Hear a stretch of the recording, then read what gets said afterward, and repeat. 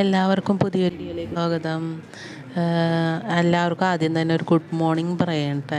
നമ്മൾ രാവിലെ ഉള്ളൊരു വീഡിയോ ഉണ്ട്, പിന്നെ ഉച്ചയ്ക്ക് ഒരു കറി വെച്ചതും അത്രേ ഉള്ളൂ. നമ്മുടെ വീഡിയോ എന്ന് പറയുന്നത് ഇന്ന് വളരെ ചെറിയൊരു വീഡിയോ ആണ്. കാരണം എനിക്ക് അധികം എഡിറ്റ് ചെയ്യാനുള്ള സമയം കിട്ടിയില്ല.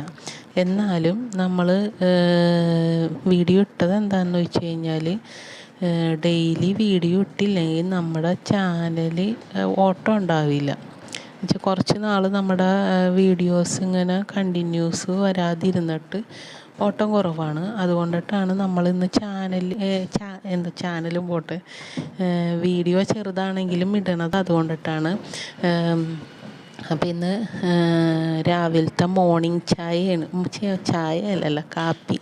ഇവിടെ കാപ്പിയാണ് കേട്ടോ. ഇത് ഡെയിലി കാപ്പിയേ കുടിക്കുകയുള്ളൂ. രാവിലെ പാലിന് മാത്രം നമ്മൾ ചായ കൂട്ടുള്ളൂ.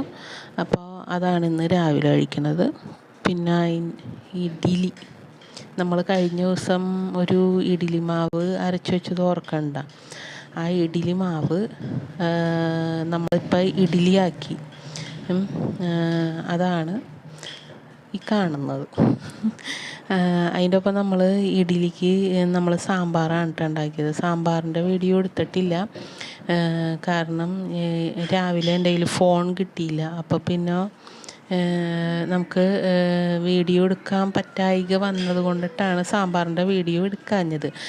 വേറെ ഒന്നുമില്ല, ജസ്റ്റ് ഇത്തിരി പരിപ്പ് ഒരു ചെറുതായിട്ട് കുറച്ചെടുക്കുക, അത് വേവിക്കുക. അതിൽ എല്ലാ തരം പച്ചക്കറിയൊക്കെ ഇട്ട് സാമ്പാർ പൊടിയൊക്കെ ഇട്ട് അങ്ങോട്ട് മയക്കെടുക്കും, മാത്രമേ ഉള്ളൂ. അപ്പോൾ ഈ മുരിങ്ങാക്കോലിൻ്റെ കാര്യം പറയട്ടെ. മുരിങ്ങാക്കോൽ ഞങ്ങളുടെ വീട്ടിലുണ്ടായ മുരിങ്ങാക്കോലാട്ടോ, സൂപ്പർ മുരിങ്ങാക്കോലാണ്. അത് എനിക്ക് എടുത്ത് പറയണമെന്നുണ്ടായിരുന്നു. കാരണം നമ്മുടെ വീട്ടിലുണ്ടാവണ മുരിങ്ങാക്കോലിനൊരു പ്രത്യേക ടേസ്റ്റ്. മുരിങ്ങാക്കോൽ എന്നല്ല, എല്ലാ പച്ചക്കറിക്കും ഒരു പ്രത്യേക ടേസ്റ്റാണല്ലോ. അപ്പം അത് അങ്ങനെ സാമ്പാർ വെച്ച് കഴിഞ്ഞില്ലേ. അപ്പോൾ ഇനി ചോറ് എന്ന് പറഞ്ഞു കഴിഞ്ഞാൽ ഈ റേഷൻ അരിയാണ്. പക്ഷേ അത് ഇത്തിരി വേവ് കൂടുതലുള്ള അരി ആയതുകൊണ്ട് നമ്മൾ കുക്കറിലിട്ട് അടിച്ചിട്ടിടുകയാണ് ചെയ്തത്. കാരണം കലത്തിൽ വെച്ച് കഴിഞ്ഞാൽ തൊണ്ടയിൽ നിന്ന് ഇങ്ങോട്ട് കീഴ്പോട്ട് ഇറങ്ങില്ല. അതിന് എത്ര നല്ല കറി വെച്ചാലും നമുക്ക് തിന്നാൻ പറ്റാത്തൊരവസ്ഥയാണ്. അതുകൊണ്ട് കുക്കറിൽ ഒരടി അടിച്ച് കഴിഞ്ഞാൽ ആൾ അടിപൊളിയാണ്. അപ്പം പിന്നെ നമുക്ക് ഇത്തിരി ചമ്മന്തി ആണെങ്കിലും കൂട്ടി ചോറ് തിന്നാട്ടോ, ആ ഒരു രീതിയിൽ. നല്ല അരിയാണ്, വളരെ നല്ല അരിയാണ്. പക്ഷേ ഇങ്ങനെ വേവിച്ചിരി കൂടിപ്പോയി കൂടുതലാണെന്നുള്ളൊരു ബുദ്ധിമുട്ടൊഴിച്ച് കഴിഞ്ഞാൽ വേറെ കുഴപ്പമൊന്നുമില്ല. അപ്പോൾ അത് കഴിഞ്ഞിട്ട് എനിക്ക് എൻ്റെ കിച്ചൺ ക്ലീനിങ് ഉണ്ട്. കാരണം ഞാൻ ചെയ്ത് കഴിഞ്ഞിട്ട് രാവിലത്തെ ഇത് കഴിയുമ്പോൾ കിച്ചൺ ക്ലീൻ ചെയ്തിടും. മുകളിലൊക്കെ തേച്ച് അവിടെയൊക്കെ എണ്ണ വീണിട്ടുണ്ടാവും. അപ്പോൾ ഞാൻ സോപ്പൊക്കെ ഇട്ട് തേച്ച് കഴുകിയെടുക്കും. അടപ്പ് എപ്പോഴും കഴുകും. കാരണം ഇത് ഞങ്ങൾക്കൊരു ഗിഫ്റ്റ് കിട്ടിയ എന്തുട്ടാണ് സ്റ്റൗവാണ് കേട്ടോ. അതുകൊണ്ട് നമ്മൾ പൊന്നുപോലെ സൂക്ഷിക്കുന്നതാണ്. സോപ്പൊക്കെ ഇട്ട് തേച്ച് കഴുകി തിളച്ച വെള്ളമൊക്കെ ഇട്ടുണ്ടെങ്കിൽ അത് തുടച്ച് അപ്പം മാറ്റും ഞാൻ.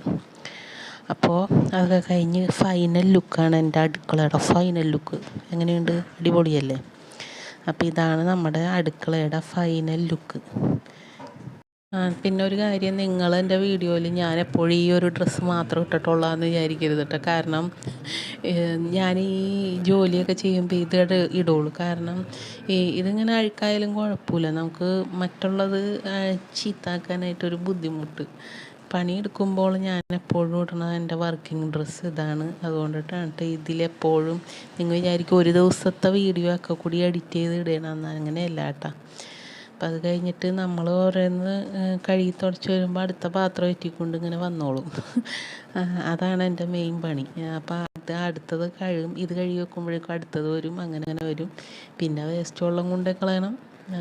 പിന്നെ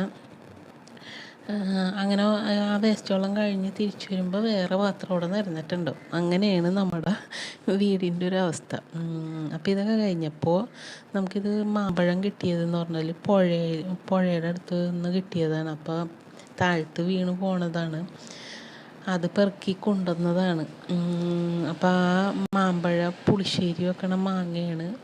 ചിലതൊക്കെ കൊള്ളൂലായിരുന്നു കേട്ടോ. കുറച്ച് ദിവസമായി ഇരിക്കുന്നത്, ഞാൻ ഫ്രിഡ്ജിൽ വെച്ചേക്കണ കൊണ്ടിട്ടത് ചീത്താവാതെ അങ്ങനെ ഇരുന്നതാണ്. അപ്പോൾ അതെടുത്ത് നമ്മൾ പുളിശ്ശേരി ഉണ്ടാക്കാമെന്ന് കരുതി. ഫ്രിഡ്ജിൽ നോക്കിയപ്പോൾ കറിക്കൊന്നും അധികം വലിയതായിട്ടില്ല. അപ്പോൾ ഇത് കണ്ടപ്പോൾ അന്ന് അത് പുളിശ്ശേരി കൂട്ടാനുള്ളൊരാഗ്രഹം കൊണ്ടിട്ട് നമ്മൾ പുളിശ്ശേരി വെച്ചു. പുളിശ്ശേരി വെക്കണ രീതി എങ്ങനെയാണെന്ന് വെച്ച് കഴിഞ്ഞാൽ, എന്താണ്, മാമ്പഴം, ശർക്കര, ഉപ്പ്, പിന്നെ കുറച്ച് നെയ്യ് ഇട്ടിട്ട് നമ്മൾ ഈ വെള്ളത്തിലിട്ട് വേവിക്കും.